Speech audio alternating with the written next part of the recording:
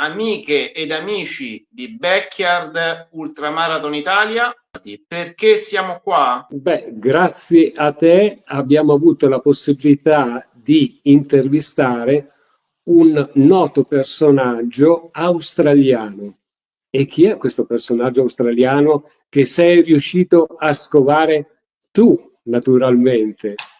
Io ribadisco grazie al tuo grande impegno, Phil Gore, un australiano dai 102 loops che si presenta ad Angela Doni raccontando la sua vita sportiva e tanti altri aneddoti. Vogliamo offrirvi sempre dei servizi più belli, più spettacolari, più efficienti, ce la stiamo mettendo tutta. Roldano, che dici? Lasciamo i nostri ospiti a Phil Gore? Godetevi l'intervista perché ci saranno sempre come al solito tanti scoop. Un caro saluto a tutti da parte mia. A risentirci alla prossima, mi raccomando, le novità sono già in canna. Stay tuned.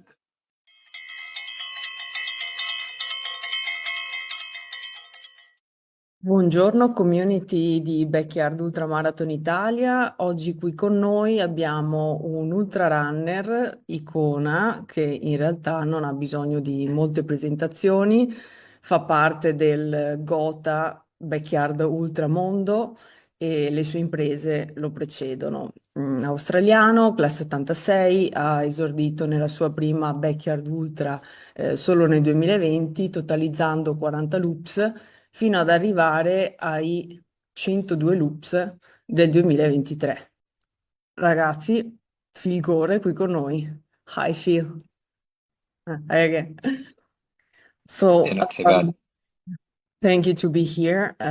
Obviously for us is very, very important. We are a big fans of the Backyard Ultra movement. We do backyards, some of us. And so let's start with the most important question. How are you feel? Do you have any upcoming races? In a week and a half, I've got a 100-mile race. Yep. In a week and a half, I've got a 100-mile race in Taiwan.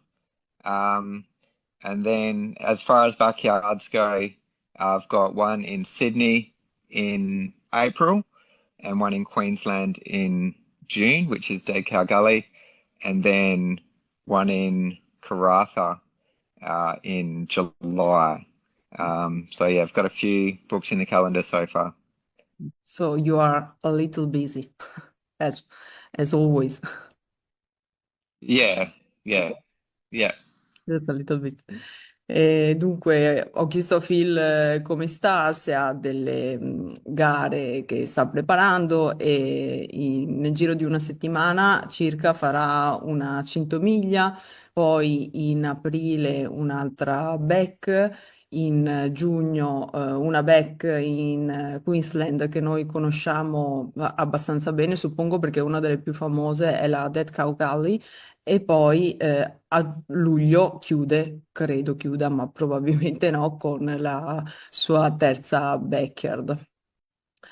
Okay, Phil, and I ask you if you had to divide the general preparation for the backyard into macro areas, what would they be and what do you include in each of these? So I think the biggest thing for me is just time on feet. Doing lots of long runs. I'm running up to about probably 180 Ks in my biggest weeks.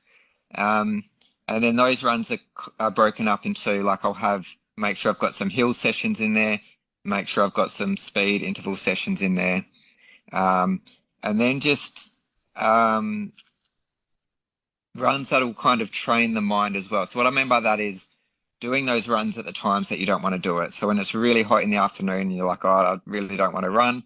It's just about training your mind to just deal with anything that's thrown at you. So you might not want to run, but you get out there, you put your shoes on, yeah, you go for that run at the hot time of the day. You go for that run at 3 o'clock in the morning. You go for that run when you're not feeling motivated, or even if you're feeling a bit sick, you just get out there and do it anyway. And these sort of runs, I think, helps really train that mind, because there's going to be plenty of times in the backyard where you finish that lap and you need to start the next one, and you're just going to be like, no, I don't want to do that next lap. But yeah, you just want to get your mind used to kind of dealing with anything. So when you get to those points in the backyard, you're just like, yeah, I don't want to start, but that's all right. I'll go do it anyway. And then just make sure, like nutrition obviously is a big thing. So stuff that I'm using, like food that I'm using during a backyard, I'm making sure I'm using that in training as well. I'm practicing running after eating big meals. So you're used to having that food in your gut while you're going on a long run. Just like little things like that. It can be very like race specific as well. So if I know the course is going to be hilly, or it's going to be really hot, or it's going to be really cold, whatever it is, I'm making sure I'm training to those conditions. Ho chiesto a Phil se dovesse riconoscere, dividere il suo allenamento, la sua preparazione per le Backyard Ultra, quali sarebbero le macro aree. Allora, lui parla di corse lunghe, tenendo conto che nei periodi di loading, scusate, di carico, arriva ad avere tra i 180 e i 200 km sulle gambe settimanali, che appunto sottolineo nelle gambe, perché lui dice che è importante esercitarsi ad averli con diverse velocità. Infatti ogni tanto inserisce dei collinari, altre volte dei tratti più veloci, poi delle corse lunghe, un po' quello che sappiamo tutti serve per le Backyard Ultra o comunque per le ultramaratone, però molte volte ci si dimentica di variare. Poi ovviamente anche la nutrizione è un grande tema, è importante non solo avere una nutrizione allineata, ma anche provarla, testarla, perché in gara può essere molto caldo, possiamo avere lo stomaco chiuso, e quindi è importante provare anche a fare le corse lunghe con un pasto in pancia, ok? Quindi magari fare il pranzo e poi partire subito per vedere cosa succede, in modo da non farsi trovare impreparati durante la gara. E chiaramente anche l'aspetto mentale è molto importante, quindi non andare a correre solo quando si è riposati, ma aspettare magari il pomeriggio o quei momenti della giornata, quei periodi in cui non ci si vorrebbe muovere da casa e mettere le scarpe, perché è la stessa sensazione che poi si prova alla fine di un loop, e è molto difficile da superare se non si è allenati. Okay, Phil. So, in addition to the 180, 200 kilometers per week that you run during the loading period, is there any other type of training that is part of your preparation? For example, mobility, weightlifting, or any other sports that probably we don't know that you practice? Yeah, so the only other thing I do is I get into the gym, so probably just 2 or 3 times a week. I'd probably like it to be a little bit more, and if I've got the time, I will get in there more. But yeah, just the gym for the strength work. Ho chiesto se oltre ai 180-200 km che porta a casa settimanalmente nei periodi di carico, affianca anche degli altri lavori nel suo allenamento, che possono essere sollevamento pesi oppure mobility, e lui fa sempre 2-3 sedute settimanali in palestra a fianco a tutti i suoi bei chilometri di corsa. And also, I noticed that to fall asleep quickly, you usually an eye mask or noise cancelling headphones, but among all the tools you use in this sense, also a member of the crew that guide you with a sort of hypnosis or meditation. Can you tell me more about that? Or do you also practice Yeah, power naps during the training? yeah. So a guy on my crew, Nathan, he's a doctor and a qualified hypnotherapist. So when he's there crewing for me, he can use hypnotherapy to help relax me and help me get to sleep quicker. Um, and yeah, even when he's not there, he can still talk to me over the phone and help. Otherwise, I do practice meditation. So when I go to sleep, it's not so much about putting pressure on myself that I have to sleep. I just lie down there, I relax, and I meditate. And then if I fall asleep, then that's a bonus. However, yeah, by doing this, I do this every night as well. So every night before bed, I meditate, and that's just my body's learnt to be able to fall asleep quickly. So yeah, it's something that I do. I don't practice having power naps, but just in my everyday life, like when I'm going to sleep, I'm doing that meditation, and I've just got a really good sleep routine, a good night and a good morning routine to just make me sleep better, so that when it comes to the event, yeah, my body's just kind of attuned to it, and it can just fall asleep quickly and get into those deep stages within a short period. And do you use also like a Nura ring, or it's not a Nura ring, this one, but I know that a lot of athletes use some tools to track the quality of sleep. Yeah, so just my Garmin watch will track it. I kind of just take it with a pinch of salt though, like sometimes like I might wake up feeling I've had a really good sleep and it might tell me my sleep hasn't been that great, or it might be missing parts. Um, and then other times it tells me I've had a really good sleep and I might have felt like rubbish. But I think most of the time it's fairly accurate, but I don't get too hung up on about it. Like if it tells me I've had a bad sleep, I don't let that ruin my day or anything like that. I kind of just get on with it. Comunque ho chiesto a Phil se per addormentarsi rapidamente, oltre alla maschera occhi che vedo che usa durante le back, le cuffiette con la cancellazione del rumore, c'è anche, se ho visto bene, questo membro della sua crew che va a guidarlo mentalmente, ma ovviamente in persona perché molte volte è lì con lui, va a guidarlo affinché raggiunga il prima possibile il punto di sonno, ok, nel giro quindi di 5-10 minuti, che è tendenzialmente la pausa che riesce ad avere tra un loop e un altro. E lui mi conferma che è un dottore ipnotista, suppongo che sia quello il termine corretto in italiano, è accreditato e lo aiuta sia in presenza che qualora abbia una gara, magari da un'altra parte del mondo in cui non può seguirlo, che via telefono lo aiuta a prendere sonno molto più rapidamente. Oltre a lui, la tecnica è sempre la solita, cioè spegnere le luci, mettersi la mascherina, cuffiette, però a volte chiaramente aiuta.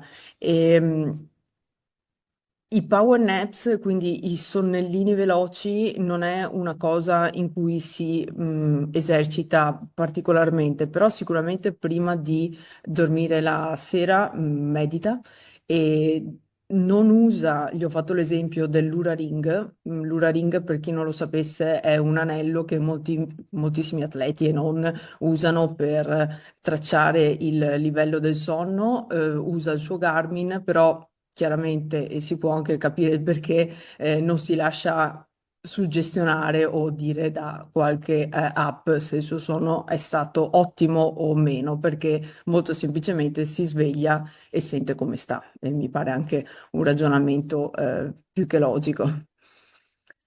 And regarding the nutrition field, the beginning of the collaboration with your nutritionist contributed to marking before and after your races. You went from about 50 hours to 102 yards thanks to the optimization of your eating style.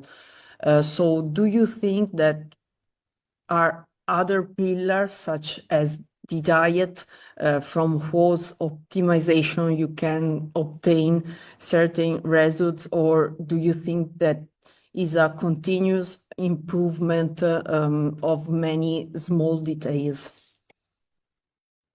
Yeah, there's definitely a lot of different factors that go into it. Nutrition is a big one, but it's not the only one. But yeah, my nutrition plan is being constantly improved upon for every race that I do. We kind of do a revision of what worked, what didn't work, and just kind of improve that upon the next race that I do. So I've got it to the point now that it works pretty well, and there's not a lot of things that I need to change.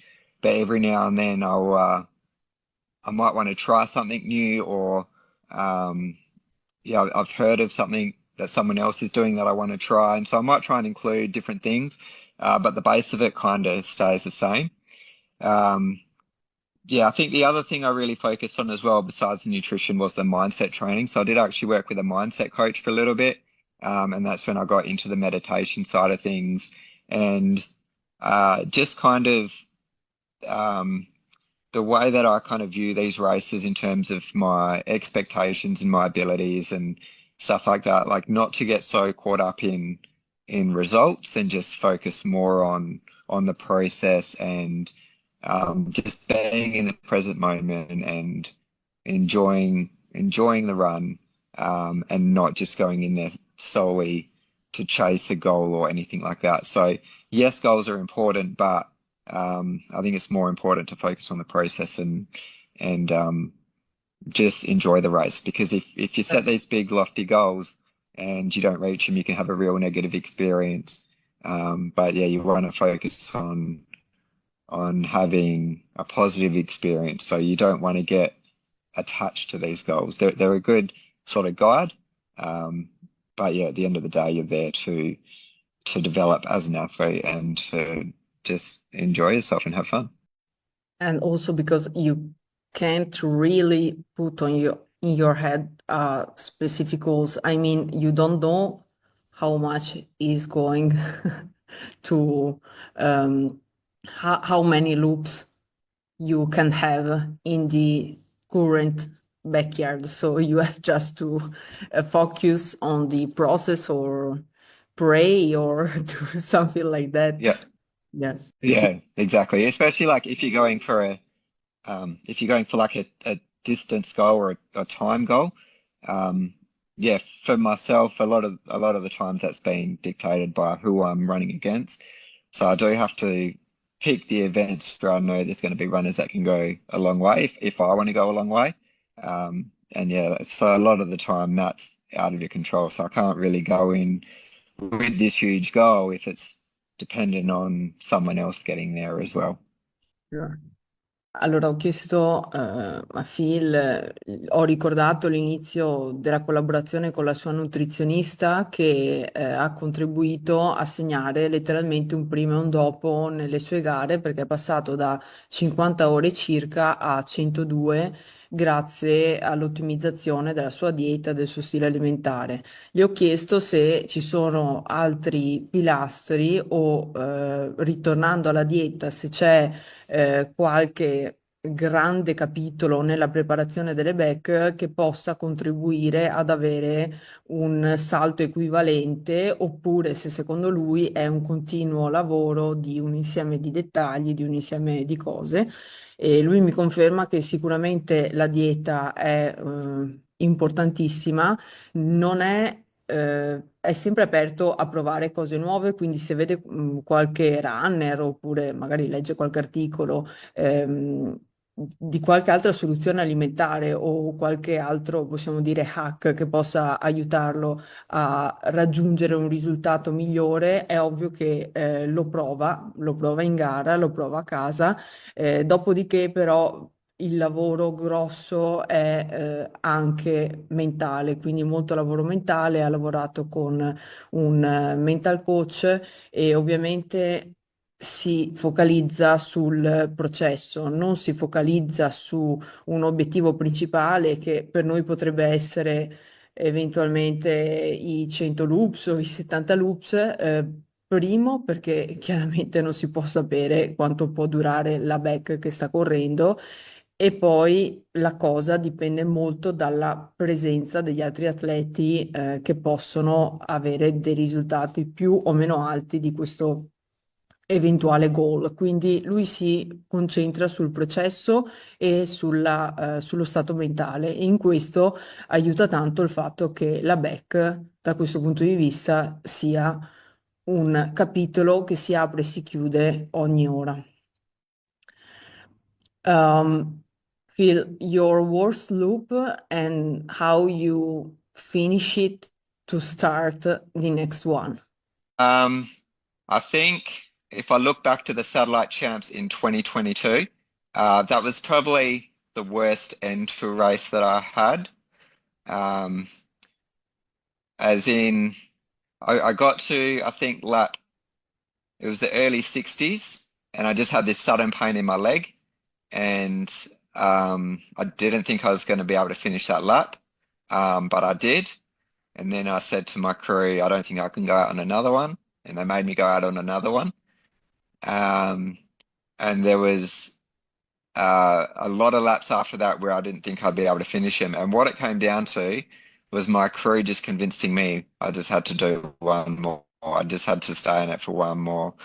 And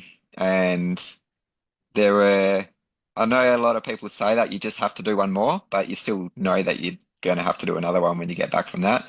But there were times in these laps where as it got towards the end, I actually believed them. They're telling me, oh, the other guy is not looking well. He's not going to be able to do another one after this. I'm like, oh, okay, so I just have to do this one, and then he's going to drop out, and then that's it. Like I'll win it.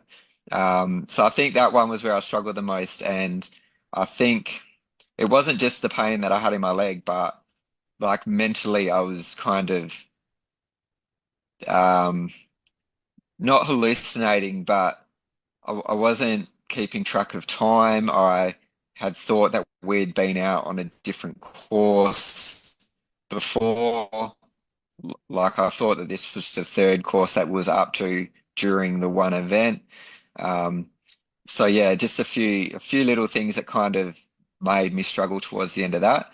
But yeah, what it came down to was my crew just convincing me to go out and do one more, and that would be my last one. And then I'd come back in, and then they'd have another excuse to send me out there for another one. So I just kept listening to my crew, and they tell me to go to the start line. So I go to the start line, and then my job was to get from the start line back to the finish line, and their job was to get me through the break and back up to the start line again. Sure. Allora, gli chiedevo il suo peggior loop e come ha fatto a portarlo a termine, quindi finire l'ora, tagliare il traguardo per ricominciare quello successivo. E ha detto che secondo lui è stato un loop all'interno di una backyard del 2022 intorno ai 60-70 come loops, e in quel momento sì, aveva male alla parte destra o comunque al lato della gamba, c'era ovviamente un malessere fisico, però era fondamentalmente una barriera mentale, e quindi lui scherza dicendo sì, quando ci si trova in queste situazioni qua, ovviamente il mio team, la mia crew cerca di trovare sempre un modo un poco ortodosso per farmi ricominciare il loop successivo, quindi ma guarda che non vedo tanto bene l'altro atleta, oppure la solita frase just one more loop. solo un altro giro e poi eventualmente ti fermi. A son di dirglielo è riuscito a ripartire, però ricorda che era soprattutto una barriera mentale. Quando ci si trova in quelle situazioni, però, non è così facile da analizzare, anche perché era già in una fase in cui non aveva le allucinazioni, però capiva che la sua mente e il suo corpo non riuscivano a leggere correttamente la realtà. E per fortuna che esistono le crew. So you are a firefighter and you have, as I know, no intention of leaving the profession you love until the retirement day. I repeat, as far as I know, many amateurs at some point in their journey decide to become professional athletes. Even though it may seem counterintuitive, they do not have results they hoped for. So, do you think that dividing your time categorically between work and training, family, hobbies helps you to excel as an athlete? If so, why? I think I'm very lucky with my job that it does work around my running very well. So I live just 5Ks from work, which means I can run to and from work. So a lot of the times I will be running longer than 5Ks. So I might wake up 2 hours before I'm meant to be at work and go and run 20Ks, and I'll just take the long way or go up through the hills, you know, just go through some different suburbs to just make it a longer run to get into work. So those sort of runs I don't really need to think about. It's like I get up early and it's like I need to get to work, so I'll just run there. And it also means at the end of the day, when I'm finished work, I'm forced to do that second run. So, well, I've got to get home, so I'm going to have to do another run. So it's just, you kind of get those bonus Ks, whereas on the days that I'm not working, I do a run in the morning, and then I'm really not motivated to get out there and do like a second run in the afternoon. So that really only happens on the days that I'm working. And also with my job, obviously, as a firefighter, we do need to keep quite fit. So we do get allocated gym time at work. And so there's been times at work where I've been using that time to go and run laps of the station. So I could do, 15, 20 Ks running at work. And yeah, it just works really well. And then we also get, as firefighters, we work 2 days, then 2 nights, and then 4 days off. So having those 4 days off as well, it just feels like I do have a lot of spare time. So to balance my work, my family, and my running, it does make it a lot easier, because it only feels like I'm working half the time anyway. And then, working my running in around work, and then, it leaves a lot of time left for family. Yeah. Yeah. So I'll run around the station, and then if a call comes through, I just stop my run, get in the truck, and off we go. And so the way my shifts work is it's like an 8-day cycle. So I start on a different day each week. So so I'll do 4 days on and 4 days off. So sometimes I'm working weekends, sometimes I'm not. It just always it goes in that cycle. It's not a 7-day work week. And I follow, he is not a professional athlete, but I know, if you know him, Andrew Glaze. He's an American firefighter, ultra runner. Yep. Yeah, he does his cold plunge at work, and all the followers ask him, well, why, how do you manage the emergencies in case you are running or you are doing your cold plunge? And he shows that he literally jump out of the cold plunge and goes to work. Very simple. Yeah. Yeah, Yeah, I've seen that video. Yeah. Allora, dicevo a Phil che da quanto ne so, lui è un pompiere e non ha intenzione di lasciare la professione che ama fino al pensionamento. Molti amatori ad un certo punto del loro percorso decidono di lasciare tutto per mettere il 100% dell'impegno, degli investimenti, nella loro carriera sportiva. Gli chiedevo, essendo diviso tra lavoro e famiglia, hobby, gara, allenamento, se questo dualismo lo aiuta ad eccellere nelle gare oppure se in qualche modo crede che possa essere un ostacolo. E lui mi conferma che avendo 4 giorni totalmente liberi, di cui 3 lavoro, riesce bene o male a gestirsi i suoi progetti, fare i suoi allenamenti e anche i giorni in cui è lavoro, quindi quei 3 giorni, ha una palestra interna e può tranquillamente allenarsi, sempre che non ci siano emergenze, può allenarsi intorno al tracciato, ecco, dell'ufficio. Poi aiuta molto il fatto che tra casa sua e la sede del lavoro lui abbia 5 chilometri, quindi è poco meno di un giro di Backyard che è 6,7 km, sappiamo, 6,71. E anche questo, se ci pensate, mentalmente aiuta perché in gara lui può anche dire, beh, sai cosa, non vorrei fare il prossimo loop, però in fondo è solo una corsa da qui a lavoro, quindi è fattibile e anche questo sicuramente aiuta.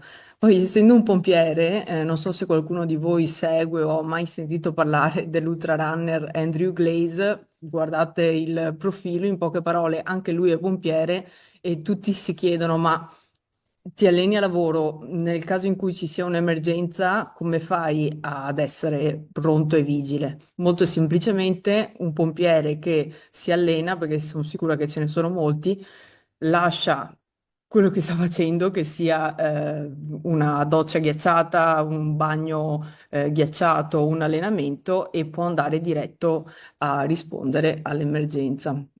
Molto semplice. Everyone has their own story, and reading or listening to yours several times, I see that of many other people who try to reach their limits in the backyard ultra. You want to, yeah, you want to reach your limits, and but you are unique. I mean, there are a lot of people that do the backyard ultra in the world, but you and few other people did the 100 yards. So I suppose that in addition to a great deal of training, organization, rest, you have a very strong why. So, Phil, why do you run? I get asked this a lot, and I don't really have a definitive answer, but basically I run because I enjoy it and because it's something I've discovered that I'm quite good at. And I think when you find that thing that you're good at, you just need to hang on to that and just like see how far you can go with it. But there was no catalyst at the beginning that kind of got me into running. It's just something I thought I might want to do. And when I'm out there and I'm running, some days I might not want to go out the door. I might not be bothered to go out and run. But once I'm out there and I'm running and I'm out amongst nature and I'm seeing kangaroos hop by or whatever it is, I'm just in the moment and I'm just like I'm really enjoying this. So like I was out running to work the other day and I got up at I think 5:30 in the morning. I didn't need to be at work until 8. And I was going up running through some trails and there were these kangaroos jumping by. And I was just thinking, everyone else is drivers and here I am. Yes, I might have had to get up 2.5 hours earlier, but I'm out here and I'm running and I'm enjoying it. And like, how good is this? How good is this that this is my way into work? So yeah, a lot of it, yeah, I guess I just like being in the moment and just, yeah, I run because I enjoy it and because I'm good at it. That's what it comes down to. Sure, but mm, taking apart the races, your records, do you think that you did you change a lot from before the 2020 and after? I mean, you internally, if I can say, emotionally or mentally, are you the same person of 219, or do you think there is a deep distance between that person and you? Yeah, well, I've definitely changed. So that first backyard I did in 2020, I didn't really have too much of an idea of what to expect. I didn't really put any serious training or planning into it. Um, I just thought, this is the sort of event where you just enter and you just see how far you can go. And you don't know how far that is until you try. And yeah, I went into that event and thinking, yeah, I can probably get to 24 hours, but let's just see, how long I can hang on after that. I never really thought I would get into the top 10, let alone the last two. So when I finished that, I got to 39 hours and I was, I'd given it everything that I had and I just kind of stumbled over the finish line.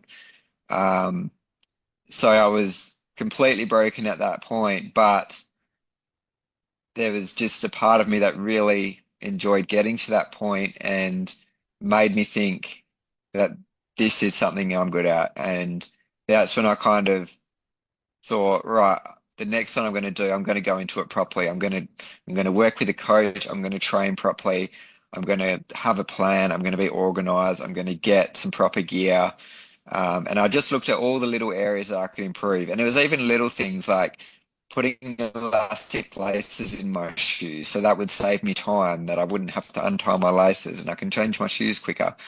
So all these little things that I did, and I decided that this is something that I want to improve on and I want to continue to improve on. And every race I've done since, I've learned something new and I've improved my planning and my strategies and all of that. Yeah, started working with a mindset coach and working with a nutritionist, and all of these things have helped get me to where I am today. And so, yeah, I look back on it and I'm definitely a different person.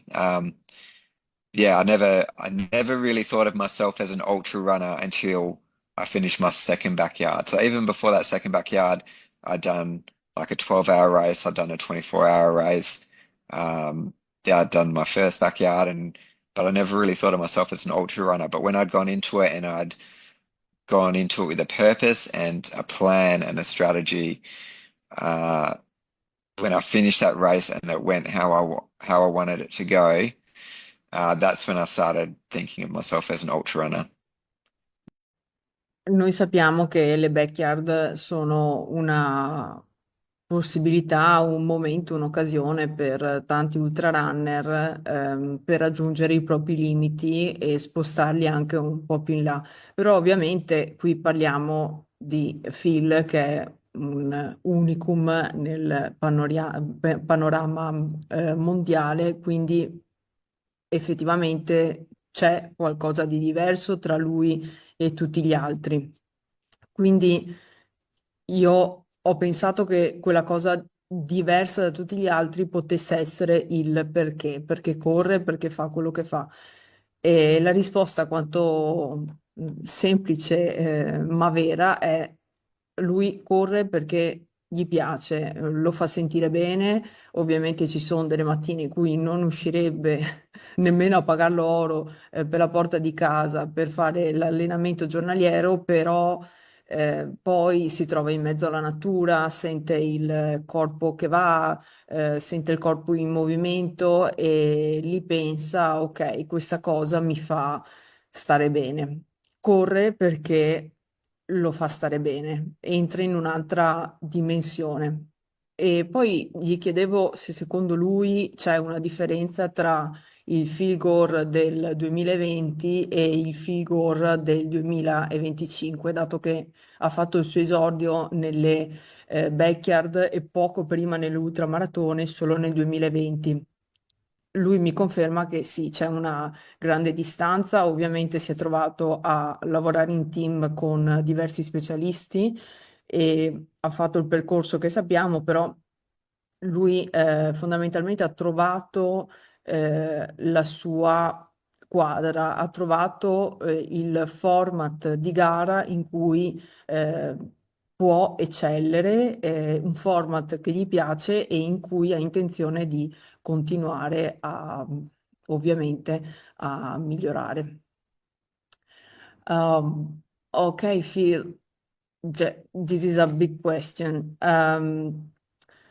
Your next goal, I mean, are you planning to continue setting backyard ultra records or looking long term? Are you looking to try something different to specialize in? If you will, or I know also that you are 24 hours record holder in Australia. So do you have any other plan? Yeah, so at the moment, yeah, the backyards and the 24-hour are taking all my focus. I haven't got any plans for doing too many other runs. So yes, I do other runs, but they kind of fit in around when I do my 24 hours in the backyards. As far as like chasing records in the backyard, you know, every time I do a backyard, I'm just going in there to go as far as I can go. If that happens to be a personal best or an Australian record or a world record, then that's great. But the thing with these events is you can't go in with a goal because a lot of the time it's dependent on who's around you, and you don't want to limit yourself by having a goal either. So I could go in there saying I want to get a PB, and then so if I run 100 and 103, and the event's still going, in my head it's like, well, I've hit my goal. So I never like to set goals. It's always to be in the race for as long as possible. So that a lot of the time can depend on who else is around you, if you've got someone to push you that far. But then also, like, if I can go in an event where I can push myself as far as I can go, but I still don't win it, if I've pushed myself to my limit, then, you know, I'm learning something new about myself. I'm learning what that limit is. So yeah, it's hard to go in with a specific goal. Whereas, yeah, when I look at the 24-hour space, it's easier to set a goal in those because you're not limited by who else is around you. There's always going to be different factors like weather conditions, altitude, terrain conditions, things like that. But you can go in there with a goal, and yeah, that all comes down to you whether you reach that or not. So I've done 270 recently. If I look at my age group record, that's about 285. So is that in the realm of possibility for me? Maybe. I'd have to look at my training leading into the next event for that. And then yeah, I just kind of play that one by ear. Like if I can do that 285, then I'd be looking at, okay, then what's the next record? So the Australian record is like 303. Is that something that's possible? I don't know. I'm like, I haven't done a whole lot of 24 hours to have that experience. So I've only done 3 track ultras, and then I've done 2 which were on trail, which were not certified courses, so they're not official 24-hour distances. But I mean, in each one, I've improved, and I've gone from running 215 to now 270. So yeah, if I can keep that trajectory going, yeah, who knows what I can do in that space. But yeah, like whether I'm hitting goals or records, I do these events because I enjoy them. The goals, the records are secondary. If I go in there and I have a plan and I follow my plan, um, and that helps me to get a record, then that's great. But that's secondary to going in to enjoy it and to really test what my limits and abilities are. So it is possible that one day, for reasons that we don't know, obviously, if one day you will be not more comfortable in this type of race, or also, I know it's crazy to say, but in this sport you can also change sport or type of races in ultra running. Tell me if I am wrong. So I don't think I'll change spots. Yeah, sorry, I missed the No start of worries. it. It was a bit broken up, but I caught the end of it. Yeah, I don't think I will change sport. I think I'll be running till the day that I die. As far as the types of races that I do, as I said, at the moment, I'm really enjoying the backyards and the 24s. I am doing other races. So I did mention I've got a 100 miler in a week and a half, and I do really enjoy those races. But I think at the moment, whilst I'm in this competitive space for the 24s and the backyards, I think that's where I'll focus my energy. As I get older and I'm maybe less competitive, I'll be going and doing those runs, which are,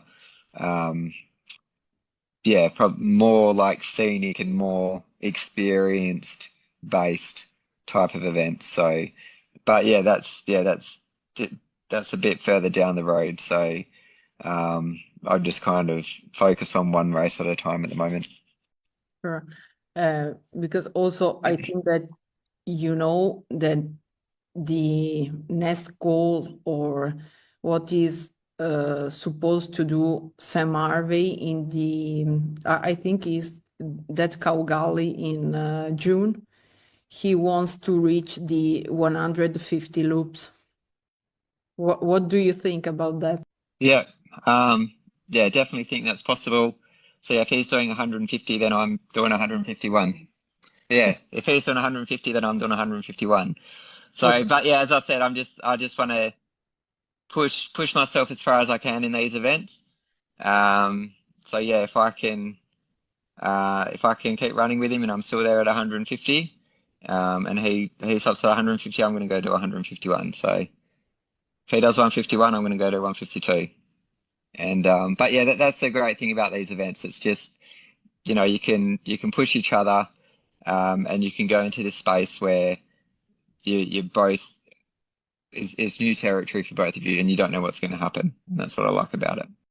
Yeah, he was your assist in that Calgary 2024, 2023, and then he had some pneumonia or something like that. Yeah, so he did start struggling towards the end in 2023. He started struggling towards the end. I think it was lap 98. He came in and he decided to do 3 more laps to equal the record, and then I was still feeling good, so I went and did one more and broke the record. Ho chiesto a Phil quale sia il suo prossimo obiettivo, se ha intenzione di continuare a stabilire un record dopo l'altro nelle backyard, oppure se ha intenzione di spostarsi, specializzarsi in altri tipi di corsa, dato che in altri tipi, pardon, di competizioni, sempre all'interno dell'ultramaratona, dato che è anche record holder australiano delle 24 ore.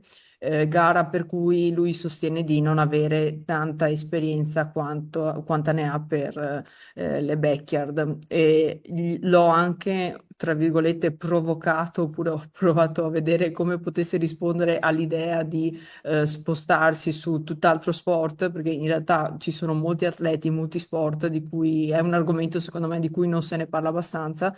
E però lui conferma che ha intenzione di correre fino al giorno in cui morirà. Infatti ricordo che in un documentario affermava: finché potrò alzarmi dal letto, respirare, muovermi, continuerò a correre, e questa cosa è un dato di fatto.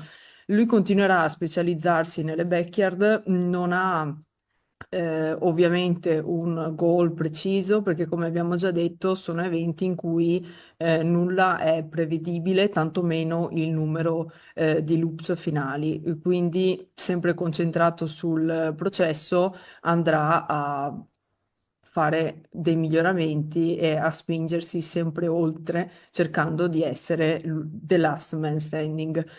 Gli ho anche ricordato che Sam Harvey, con noi nell'ultima intervista, ha detto che per giugno, per la prossima Dead Cow Galley, ha intenzione di stabilire almeno un record di 150 giri, 150 loops.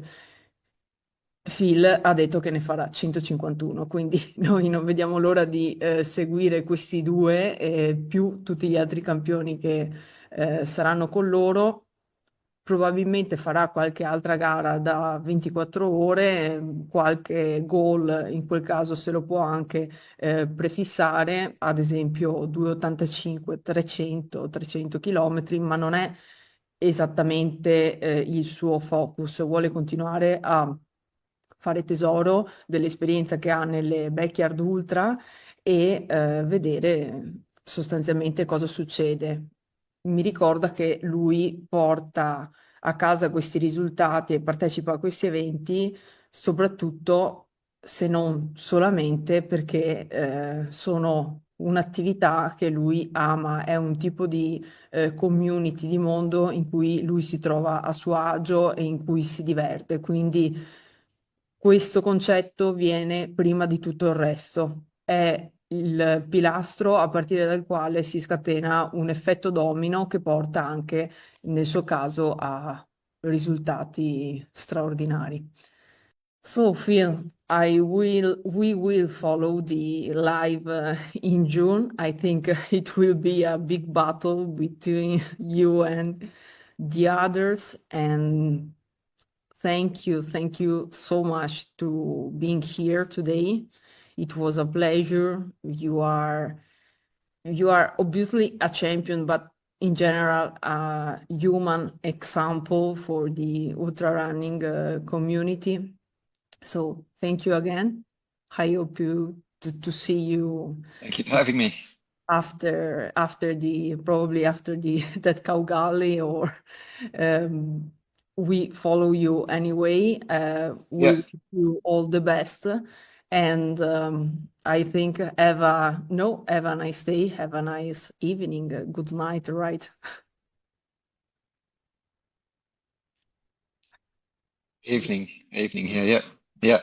Yeah. Thank you. Thanks for Thank you, Phil. all the questions, and yeah, really enjoyed it. Thank you.